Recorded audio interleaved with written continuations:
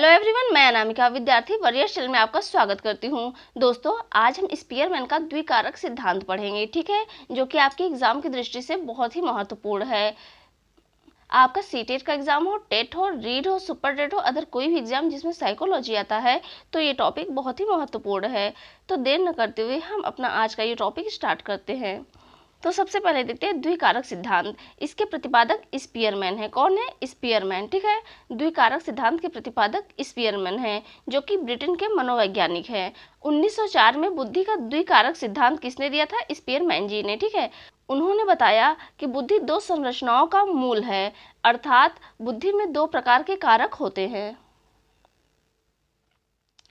अब यहाँ देखते हैं, बुद्धि की संरचना में एक कारक सामान्य होता है जिसे जी फैक्टर कहते हैं, ठीक है। सामान्य कारक को जी फैक्टर कहते हैं, जनरल फैक्टर। और दूसरा विशिष्ट कारक होता है जिसे एस फैक्टर कहते हैं, स्पेसिफिक फैक्टर, ठीक है। अब यहाँ देखते हैं, पहला क्या है? सामान्य कारक जी फैक्टर। सामान्य कारक होता है वो सभी प्रकार की मानसिक क्रियाओं का मूल है, ठीक है। और ये जो विशिष्ट कारक होता है स्पेसिफिक फैक्टर, ये विशिष्ट कार्य में सहायता करते हैं, ठीक। जिस व्यक्ति के अंदर जी फैक्टर उपस्थित होता है वो अपनी सारी मानसिक क्रियाओं को कर सकता है।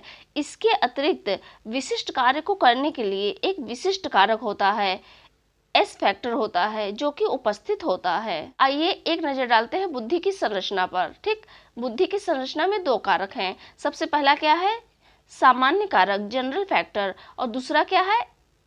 विशिष्ट कारक, स्पेसिफिक फैक्टर, ठीक है। ये जो जनरल कारक होते हैं वो लगभग सभी व्यक्तियों में होते हैं, और जो ये स्पेसिफिक फैक्टर होता है वो सभी में अलग अलग होता है, ठीक है। ये जो जनरल फैक्टर होता है वो सभी में सामान्य होता है और लगभग सभी व्यक्तियों में जनरल फैक्टर होता है, लेकिन ये जो स्पेसिफिक फैक्टर है वो सारे व्यक्तियों में अलग अलग होता है। इसको आइए थोड़ा सा डिटेल में समझते हैं तो सारी चीज़ें पता चल जाएंगी। अब यहाँ देखते हैं जनरल फैक्टर, सामान्य तत्व।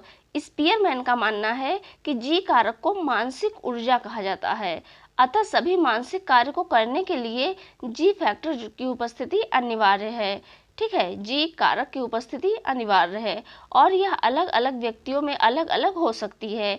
इसलिए किसी व्यक्ति में कार्य करने की क्षमता अधिक होती है और किसी व्यक्ति में कार्य करने की क्षमता क्या होता है? कम होता है, ठीक है। क्योंकि जो जी फैक्टर है वो सभी व्यक्तियों में अलग अलग क्वांटिटी में होता है, इसीलिए कोई व्यक्ति किसी कार्य को अधिक अच्छे से कर सकता है और वही व्यक्ति किसी अदर कार्य को कम अच्छे से कर सकता है। अब यहाँ जी कारक में देखते हैं क्या है। ये जो जी कारक होता है वो जन्मजात होता है, ठीक है। जन्म से ही हम इस कारक को पाते हैं। और जी कारक जो होता है वंशानुगत होता है। वंशानुगत मतलब पीढ़ी दर पीढ़ी वैसे ही चलता रहता है।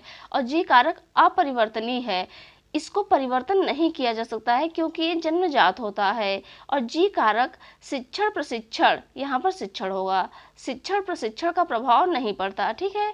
जी कारक पर शिक्षण प्रशिक्षण का प्रभाव नहीं पड़ता क्योंकि ये कारक जन्मजात होता है।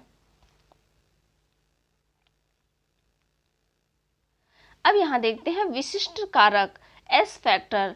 जी कारक के अतिरिक्त हर व्यक्ति के पास एक विशिष्ट कारक या विभिन्न प्रकार के विशिष्ट कारक हो सकते हैं। जरूरी नहीं है कि किसी व्यक्ति के पास यदि विशिष्ट कारक है तो वो सिर्फ एक विशिष्ट कारक है, कई प्रकार के विशिष्ट कारक भी हो सकते हैं। और प्रत्येक मानसिक कार्य को करने में कुछ विशिष्ट तत्व की आवश्यकता होती है, क्योंकि प्रत्येक मानसिक कार्य एक दूसरे से अलग होते हैं, इसलिए स्पीयरमैन ने इसे विशिष्ट कारक की संज्ञा दी है। अब देखिए एक उदाहरण से समझते हैं। ये जो जनरल फैक्टर होता है वो लगभग सभी व्यक्तियों में होता है, लेकिन ये जो स्पेसिफिक फैक्टर होता है वो अलग अलग व्यक्तियों में अलग अलग पाया जाता है। जैसे कि कोई गाना बहुत अच्छा गा लेता है तो उसके अंदर एक स्पेसिफिक फैक्टर है जिसके कारण से वो गाना बहुत अच्छा गा लेता है। कोई डांस बहुत अच्छा कर लेता है, कोई डॉक्टर है, मतलब उसका एक स्पेशल क्षेत्र है, जैसे कि एक डॉक्टर है, इंजीनियर है, कोई नेता है, सब में कोई ना कोई स्पेसिफिक फैक्टर है। इसके वजह से ही ये गुण उनमें पाए जाते हैं, ठीक है।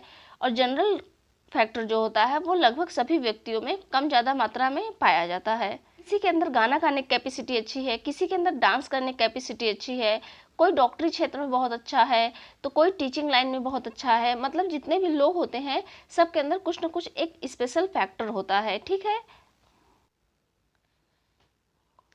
जी कारक जन्मजात नहीं बल्कि यह अर्जित होता है, ठीक है। और इसको शिक्षण प्रशिक्षण के द्वारा बढ़ा सकते हैं। और जिस व्यक्ति में जिस विषय से संबंधित एस कारक होता है उसी से संबंधित कुशलता में वह विशिष्ट सफलता प्राप्त करता है, ठीक है दोस्तों। आई होप स्पीयरमैन का द्विकारक सिद्धांत आपको अच्छे से समझ में आया होगा। इस वीडियो को 2 से 3 बार देख लीजिए, जो भी डाउट होंगे वो सारे क्लियर हो जाएंगे। दोस्तों अगर ये वीडियो आपके लिए ज़रा सा भी हेल्पफुल रहा हो तो इसे लाइक करें, शेयर करें, सब्सक्राइब करें। सब्सक्राइब करने से हम जो भी वीडियो अपलोड करेंगे वो सीधा आप तक पहुँचेगा।